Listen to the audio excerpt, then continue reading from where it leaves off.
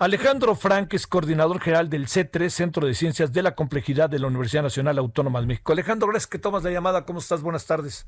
Muy bien, ¿cómo estás, Javier? Gracias por tomar la llamada.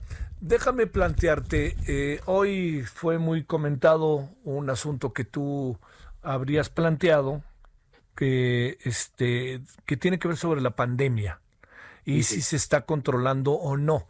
¿En qué términos vemos las cosas? ¿Cómo está el asunto y qué alcanzas a ver en función de tus estudios? Mira, no es algo que yo planteé, sino es el Consejo Interno del Centro de Ciencias de la Complejidad. Ajá, Somos como seis, siete investigadores sí. y decidimos posicionarnos al respecto de la pandemia con un propósito básicamente propositivo, es decir, eh, ver de qué manera podemos apoyar al país en estos momentos. Sí. Es más o menos claro que ha habido, que México, pues no le ha ido muy bien con la pandemia, ¿no? ¿Qué estamos haciendo mal? Es la pregunta. ¿Qué podemos cambiar? ¿Qué tipo de asuntos debemos de considerar y demás, ¿no? Entonces quiero, en primer lugar, hablar de eso, ¿no? De que esto Adelante. es un intento de creo que es el momento de pedir una tregua entre partidos políticos, entre los estados y el gobierno central, la iniciativa privada, y dialogar con los centros de investigación. Creo que esto es lo que se ha hecho peor, digamos, el no ser lo suficientemente participativos, debido a que básicamente no se han abierto los micrófonos a todos estos. ¿Sí? Y lo que quiero decir es que este no se trata de un problema binario de salud o economía. No, es que es sencillo. El COVID es un problema médico, pero también biológico, social, económico, cultural, político, e incluso, y esto se está viendo muy claramente ahora, educativo. ¿Qué vamos a hacer con nuestros niños? ¿Podemos mandarlos a la escuela o no? Y como decimos en un artículo pequeño que escribimos, esto ha trastocado todos los aspectos de nuestra sociedad, ¿no? Estructurales y dinámicos.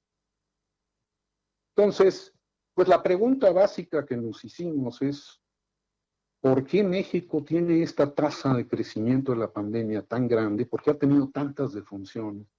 ¿Y qué podemos hacer para cambiar esto de hoy en adelante? Todavía estamos en medio de la pandemia, eso no hay duda. Si está creciendo mucho o no es materia de discusión, si se está subreportando o no es materia de discusión. Hay evidencias que indican que no se está reportando correctamente, básicamente porque no hacemos suficientes pruebas. En eso estamos bastante solitarios en el mundo. Entonces, creo que es un momento ahorita bueno para dar un paso atrás.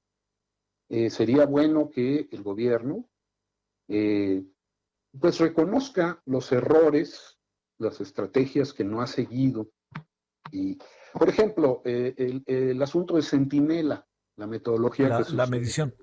la medición, pues no funcionó en lo más mínimo debido esencialmente a que esta es una enfermedad distinta, en el sentido de que los asintomáticos son contagiosos. De Sí, esto ya claro, no hay la claro. menor duda. Sí. Y entonces no es posible que solo sigamos a los que están claramente enfermos, porque hay un 70-80% de personas que son asintomáticas y que sin embargo están transmitiendo la enfermedad. Entonces, en algún sentido, en este centro en el que trabajamos, el nuevo Centro de Ciencias de la Complejidad de la UNAM, pues nos hemos planteado esto desde un punto de vista bastante multidisciplinario, ¿no? Y creo que lo que urge en este momento es usar herramientas modernas de información y comunicación. No estamos solos en el mundo. Muchos países están investigando y están tomando medidas, algunos con más éxito que otros. Y aquí parecería que estamos decidiendo por nuestras pistolas, ¿no? Tenemos gente, no solo contacto con gente internacionalmente, sino mexicanos que están involucrados directamente con y haciendo aportaciones a este proyecto. Por ejemplo, Mónica Olvera, que salió una noticia hace poco, una muchacha mexicana, una investigadora Sí, mexicana sí, del noroeste, de la UNAM, por cierto, de la ¿no? UNAM, y que Sí. ahora es una gran profesora en Northwestern University. Está Andrés Vendesky en Columbia. Todos ellos, muchos mexicanos trabajando en esto. Entonces yo diría, Javier, si me permites, Sí. un momento, que hace falta que tengamos información más clara y confiable, que eso ha fallado notablemente, y que los puntos centrales que debemos tocar, que son los que hemos nosotros mencionado, aunque hay más cosas que podemos hacer, yo insistiría en la tregua, ¿ok? Es increíble que a estas alturas, en medio de una tragedia de este tamaño, los partidos políticos utilicen esto de un lado y del otro para atacarse. Y que también se ataque, por ejemplo, a la iniciativa privada, que Sí. están muchos dispuestos a colaborar. Creo que es un momento importantísimo de hacer. Y Ah, para mencionarte, perdóname, sí, sí, dime. sí, sí, sí, adelante. Bueno, nada más te quería mencionar puntos específicos en los que estamos absolutamente en desacuerdo. El uso de cubrebocas. No es que aquí López Gatell o el presidente de la República opinen o no opinen, eso ya es un hecho comprobado, científicamente comprobado, que da una reducción enorme el cubrebocas. Como decimos ahí también, no exclusivamente el uso de cubrebocas va a resolver el problema.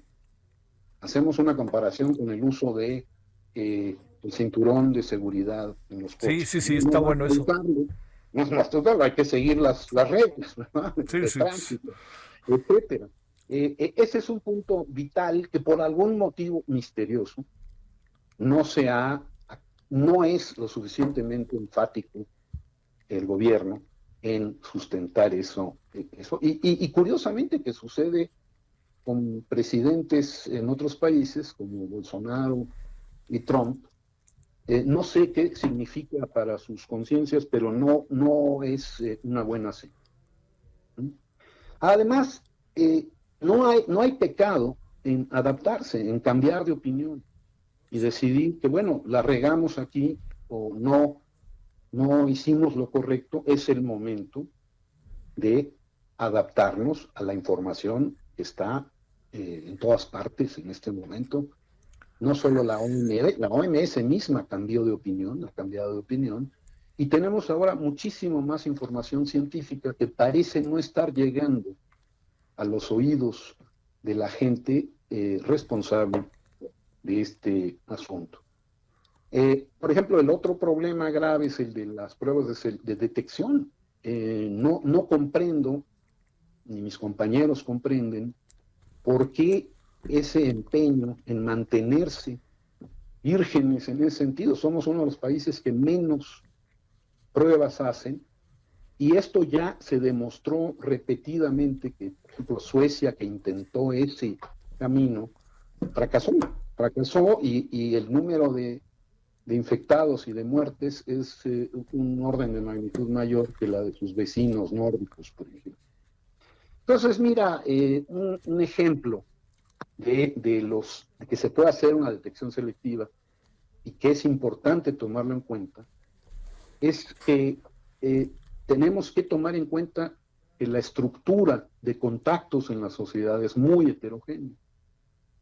Y esto quiere decir que hay personas que tienen muy pocos contactos, porque pues tienen una vida relativamente, ya sea que está en una oficina, pero con dos personas, etcétera, pero hay otras que tienen un número medio de contactos y otras que tienen muchísimos contactos.